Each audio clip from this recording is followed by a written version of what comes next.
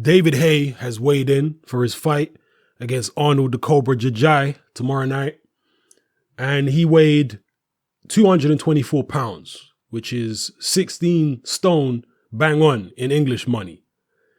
Now that's a couple of pounds lighter than he was in his last fight against Mark Demori.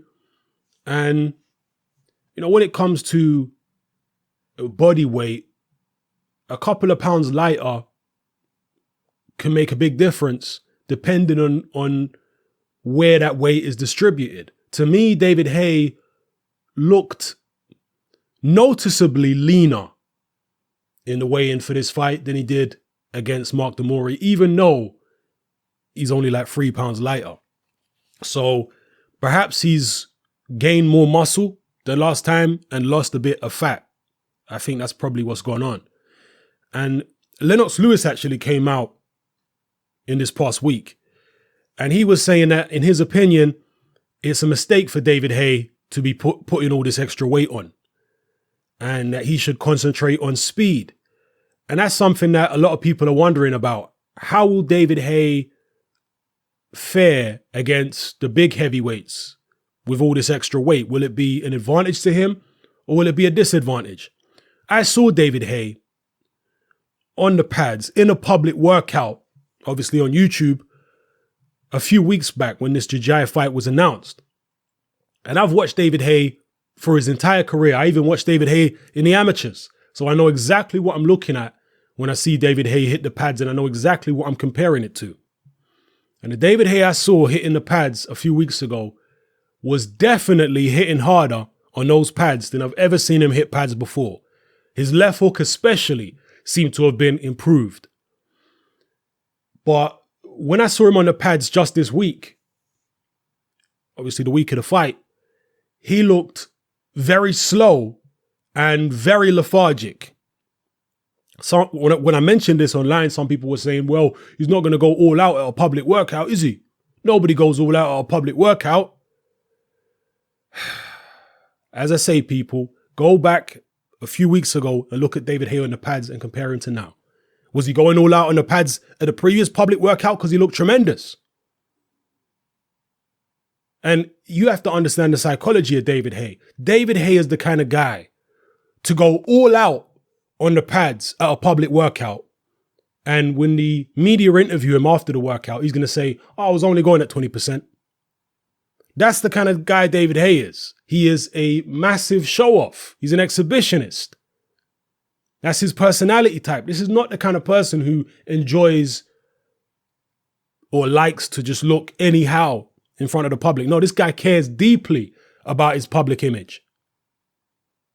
So, to me, I think that the fact he looks so lethargic and slow in the public workout this week either means that he's very tired from a very tough, grueling training camp, and that's probably the most likely situation. He's probably just very, very tired, and when he did that pad session, he just didn't, his energy reserves had not been sufficiently replenished. So it could be that. It could also be this extra weight that he's put on. It could be his age. But I've never seen David Haye look that slow. And again, people are going to say, it's only a workout. He's not going to go all out. As I've said to you, I've watched David Haye his entire career. I've seen the public workouts before the vast majority of his fights. So I know what I'm comparing it to. And compared to how he used to look on the pads, he was very lethargic this week. And one thing I'll say is, with the extra weight,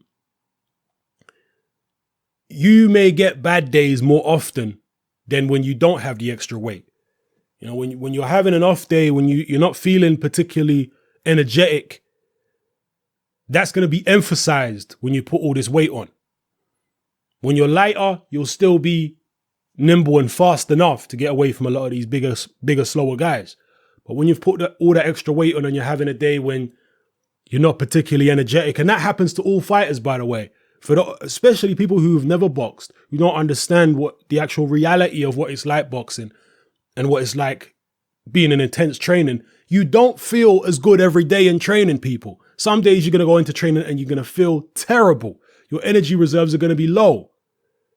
Then you go into a training, going to the gym a few days later after a bit of rest, and you're like a completely different fighter.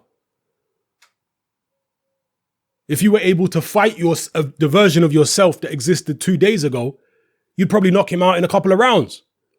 That's the kind of difference there can be in terms of how you feel in training from day to day.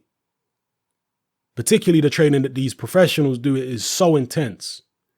So yeah, not to go on about it too much, but I think I'm going to be interested anyway to see what David Haye's like when he eventually fights one of these big guys. Obviously, Gjergjaj is a very big guy himself, but he's not elite level.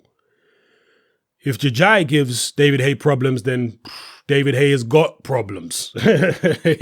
He's got problems far beyond Gjergjaj if this guy's giving him any trouble. He should be able to just blow this guy out pretty much when he feels like it.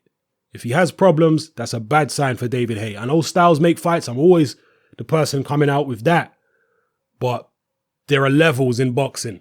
And if it took him a few rounds to get rid of Gjergjaj, 6-7 rounds, as long as he's not taking punishment, I wouldn't really see that as a terrible thing. But if he's actually taking punishment from this guy and having all types of problems, then to me, it would not be a good sign at all. Because when you're talking about the other big heavyweights out there, your Joshuas, your Joseph Parkers, Tyson Fury, Vladimir Klitschko, Deontay Wilder, these guys can do what Gjergjaj can do and more. So it is what it is. Anyway, that's just my thoughts on David Haye at the weigh-in. As I say, to me, looked a bit more solid than last time out with that, 3-pound reduction. But at the same time, I'm interested to see what his foot speed is like. Maybe he'll have to show a little bit of foot speed against Gjergjaj, depending on how prepared Gjergjaj has come. Hopefully we will be able to see a bit of foot speed and see where he's at. So drop your comments below, people. Let me know how you feel about everything I talked about in this video. All right? It's your boy Hatman. I'm out.